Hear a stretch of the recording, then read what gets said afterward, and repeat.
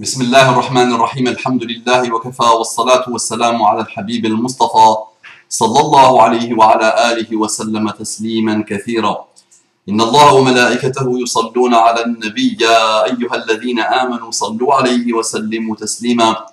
رب اشرح لي صدري ويسر لي أمري واحلل عقدة من لساني يفقه قولي. إخواني أخواتي أبنائي بناتي أعزائي عزيزاتي طلابي طالباتي أصدقائي صديقاتي أعدائي عدواتي السلام عليكم ورحمة الله وبركاته. Que la paix d'Allah subhanahu wa ta'ala, sa miséricorde et ses bénédictions soient sur vous mes frères et sœurs partout dans le monde. Remarquez que j'ai intégré mes ennemis et mes ennemis dans la salutation. Mes ennemis musulmans, je les aime en Allah subhanahu wa ta'ala. Ils m'attaquent, c'est pas grave, je leur pardonne. Allez, pardonnez, c'est bon, pardonnez. Je comprends les SOS, je reçois leur attaque comme des SOS, je les supporte, j'échange avec eux, parfois je suis dur, parfois je suis souple, parfois je suis aimable, parfois je suis détestable. Qu'Allah me pardonne et qu'Allah leur pardonne, et nous irons tous, Inch'Allah, au Firdaus. Ça vous rappelle quelque chose, nous irons tous, Inch'Allah, au Firdaus. Ça marche? Avec notre évolution, avec notre cheminement, avec notre souhait, notre désir, notre exigence, notre amour de l'excellence islamique et de trouver le haqq, la vérité, nous permettra, Inch'Allah, de voir un bonté paradisiaque dans le Firdaus ensemble. J'ai dit assalamu alaikum wa rahmatullahi wa barakatuh. Ici, je la répète. Alors, assalamu alaikum wa rahmatullahi wa barakatuh. Quel bel engagement, quel bel pacte de non-agression. Il s'adresse aux musulmans, ennemis, femmes et hommes, méchants, gentils, doux, aimables, tout le monde. Assalamu alaikum wa rahmatullahi wa barakatuh. Une belle salutation islamique qui propage l'amour, qui propage la paix, qui propage les excellents comportements. Mes frères et sœurs non musulmans, vous aussi, je vous veux beaucoup de bien. Je partage avec vous beaucoup de belles choses. J'aspire avec vous à de belles choses pour l'humanité, pour la citoyenneté. Je demande à Allah subhanahu wa ta'ala de vous guider. Je me déploie, corps et âme, sans relâche, pour qu'Allah subhanahu wa ta'ala vous guide. J'essaie de vous exposer l'islam. J'essaie de vous montrer l'islam avec mes petits moyens à moi, avec mes facultés, mes compétences, mes aptitudes à moi, sachant que je ne suis qu'un être humain faible, qui peut faire des fautes, qui peut commettre des fautes, et qui ne pourra jamais atteindre l'excellence dans la manière d'appeler les gens à l'islam. Donc je fais comme je peux. J'essaie de vous montrer une certaine sincérité. J'essaie d'être moi-même tel que je suis dans toutes mes vies, pour vous dire d'une manière purement sincère, sincèrement pure, ouvrez-vous, lancez-vous, entamez votre chemin, entamez votre cheminement, entamez votre recherche, et croyez-moi que vous allez être agréablement surpris et désagréablement surpris. Agréablement surpris de la beauté, de la grandeur, de la sagesse, de la pertinence, de l'intelligence, de la logique, de la tolérance. Mettez toutes les bonnes choses de l'islam. Vous allez être désagréablement surpris en vous disant, j'ai passé tout ce temps-là loin de l'islam. J'ai fait confiance à tous ceux qui m'ont éloigné de l'islam. J'ai donné mon cœur et ma tête à des gens qui m'ont manipulé. Il y a des musulmans eux-mêmes qui m'ont fait éloigner de l'islam. J'ai eu la plus belle surprise de ma vie et la plus grande surprise de ma vie en découvrant que l'islam n'a rien à voir avec ce que ses ennemis veulent montrer de lui. Il n'a rien à voir avec ce que beaucoup de musulmans vivent au montre de l'islam. Je compte sur vous. J'ai lu une belle sagesse là. Notre sœur dit, notre frère dit, on a souvent tendance à voir un verre à moitié vide plutôt qu'un verre à moitié plein. Vous connaissez l'histoire de verre à moitié vide, à moitié plein. Donc le pessimiste le voit à moitié vide et l'optimiste le voit à moitié plein. Et on peut sortir de belles sagesses de cette histoire. Donc elle dit, ou il dit, on a souvent tendance à voir un verre à moitié vide plutôt qu'un verre à moitié plein. Surtout chez les autres. Surtout chez les autres. Au lieu de prendre le bien que chacun peut avoir en lui-même. Au lieu de prendre le bien que chacun peut avoir en lui-même. Nous préférons le cataloguer et lui jeter la pierre à la moindre phrase ou acte qui n'irait pas dans notre sens. Les musulmans seraient-ils fermés d'esprit? Les musulmans seraient-ils fermés d'esprit? Donc nous préférons le cataloguer et lui jeter la pierre à la moindre phrase ou acte qui n'irait pas dans notre sens. Les musulmans seraient-ils fermés d'esprit? La réponse est oui. Mais pour avoir un esprit fermé, il faut obligatoirement avoir un cœur fermé.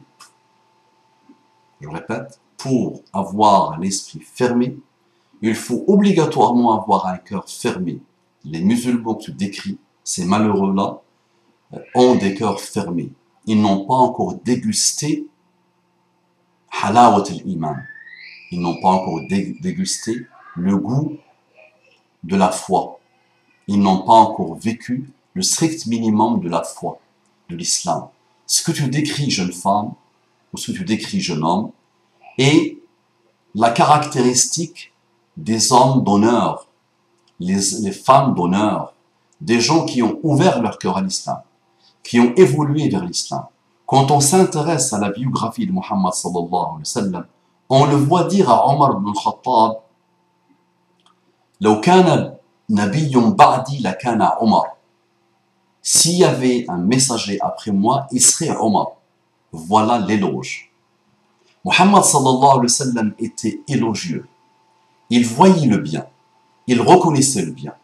Il disait Allahumma a'izza l'islam bi ahabbi al-umarayni ilayk. Oh Allah, honore l'islam par le Omar que tu aimes le plus. Et l'islam a été honoré parce que Allah a exaucé la da'wa et il a guidé Omar ibn al-Khattab. Muhammad sallallahu alayhi wa sallam, regardez l'éloge, regardez voir le bien en l'autre. L'éloge. Muhammad sallallahu alayhi wa sallam a été caractérisé par ça. Il reconnaissait ce que l'autre a. Regardez ce qu'il dit de Uthman. Ala astahi min rajulin tastahi minhu al-malaika. Ala astahi min rajulin tastahi minhu al-malaika. Comment voulez-vous que je ne sois pas, que je n'ai pas la pudeur envers le haya, la pudeur, envers quelqu'un que même les anges ont la pudeur envers lui. Uthman ibn Affan. Il a dit de Abu Ubaïda Amir ibn al-Jarrah, Abu Ubaïda Amir ibn al-Jarrah, Aminu l'Umma. Aminu l'Umma. Regardez cet éloge. Aminu l'Umma. Il dit de Abu Bakr al-Siddiq, لو وزن إيمان الأمة بإيمان أبي بكر لرجح إيمان أبي بكر. Si on pèse la foi de toute la Umma, si on met la foi de toute la Umma dans une balance et on met la foi de Abu Bakr al-Siddiq, la foi de Abu Bakr al-Siddiq est énorme, l'emporte sur la foi de toute l'humanité. Il a dit des choses à Sa'd ibn Abi Waqqas, tire Sa'd ibn Abi Waqqas, bi abi anta wa ummi ya Sa'd. Il dit, la première fois où il dit, je donne mon père et je donne ma mère pour toi, à quelqu'un. La première fois il dit ça, il l'a dit à Sa'd ibn Abi Waqqas, il avait à peine 17 ans. Tire, tire, jette, tire. Vous savez que Sa'd ibn Abi Waqqas est le premier qui a jeté une flèche, fi sabilillah. Il dit, tire, tire. Je donne mon père et ma mère pour toi. Oh, Sa'd. Muhammad sallallahu alayhi wa sallam a été élogieux. Il reconnaissait le bien des autres. Il reconnaissait même le bien des non-musulmans.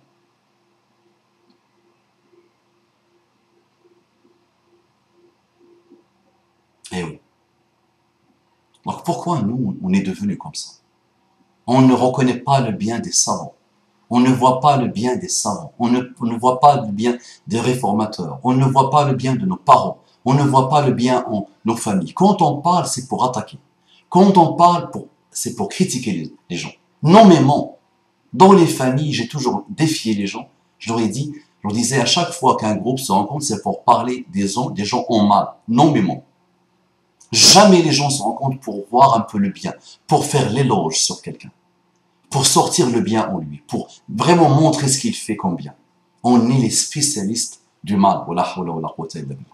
Muhammad sallallahu alayhi wa sallam, quand on lui dit que quelqu'un a dit quelque chose de mauvais, ou quand on lui dit que quelqu'un a fait quelque chose de mauvais, il disait ma balu aqwamin fa'alu kada wa kada, qalu kada wa kada. Il ne dit pas pourquoi un tel a dit ça, pourquoi un tel a fait ça. Il dit pourquoi des gens. Comme ça, il ne désigne pas. Donc quand il veut parler du mal de quelqu'un, il va l'utiliser pour rappel pour les autres, sans le parler de lui, sans dire c'est toi qui as dit. Nommément, subhanallah. Regardez la beauté de Muhammad sallallahu alayhi wa sallam. لقد كان لكم في رسول الله أسوة حسنة. Vous avez en le prophète d'Allah, le messager d'Allah, uswa, un modèle, une excellente uswa, un excellent modèle en tout Muhammad sallallahu alayhi wa sallam. Pourquoi on prend juste une petite partie et on laisse tout Muhammad sallallahu alayhi wa sallam? Le Coran n'a pas dit en la manière de parler de Muhammad sallallahu alayhi wa sallam, en l'amour de Muhammad sallallahu alayhi wa sallam, en la générosité de Muhammad sallallahu alayhi wa sallam, en la bravoure de Muhammad sallallahu alayhi wa sallam. Il a parlé de Muhammad sallallahu alayhi wa sallam en entier. Tout Muhammad sallallahu alayhi wa sallam est un modèle pour nous. Pourquoi on ne prend pas ces choses-là? Revenons à Allah subhanahu wa ta'ala. Réveillons nos cœurs. Ouvrons nos cœurs. La sœur se pose la question, est-ce que les esprits des musulmans sont fermés? Leurs cœurs d'abord se sont fermés, ensuite leur cerveau. Et ils vivent dans l'étroitesse malheureuse, dans la méchanceté malheureuse, dans le mal absolu. Sans vouloir généraliser, parce que, alhamdulillah, la Ummah comporte en elle le khayr. Et les non-musulmans comportent en eux le khayr, le bien. Et le khayr, il est là, il sera toujours là. Surtout dans la Ummah de Muhammad sallallahu alayhi wa sallam, jusqu'à la fin des temps. Propager, avancer. Pourquoi vous ne propagez pas beaucoup? Vous avez peur? On va vous tuer, on va vous manger, on va vous dévorer. Moi, je fais le rappel. Celui qui montre le bien est comme celui qui l'a fait. Pourquoi vous ne... À une époque, je gérais une page de 45 000 personnes. Et les gens tremblent avant de partager. Partage, qu'est-ce que ça te coûte? Facebook, Zuckerberg, c'est ça, il s'appelle Zuckerberg. Il va t'attaquer en justice, il va porter plainte. Les gens propagent le mal par milliards. Toi, tu n'arrives pas à propager le bien? Oui, Abu Mam fait le bien, alhamdulillah. C'est moi qui vais faire l'éloge sur moi-même. Naam, l'action de Abu Mam est une action intelligente, mashallah. Naam, c'est pas que Abu Mam qui le dit, beaucoup de monde, alhamdulillah, le disent. Beaucoup de monde. J'ai pratiquement 3 millions de personnes qui suivent, qui ont visionné mes vidéos, minimum, sans toutes les chaînes qui partagent et qui mettent directement mes vidéos. Donc c'est sûrement des 6 millions, 7 millions de visionnages, alhamdulillah, partout sur Facebook, partout. Et la majorité écrasante dit que c'est une excellente manière de faire et c'est une manière de faire la da'wah intelligente. Donc, bismillah, propage, aide-moi. Muhammad sallallahu alayhi wa sallam le dit, Ad-dallu ala al-khayri kafa'ili. Celui qui montre le bien est comme celui qui l'a fait. C'est-à-dire que c'est moi qui fais le rappel, d'accord? Et tu auras la même récompense que moi, puisque tu as fait, parce que tu as propagé le rappel, parce que tu as invité les gens au rappel. Ça marche? Je compte sur toi. Qu'Allah te bénisse. Assalamu alaikum wa rahmatullahi wa barakatuh.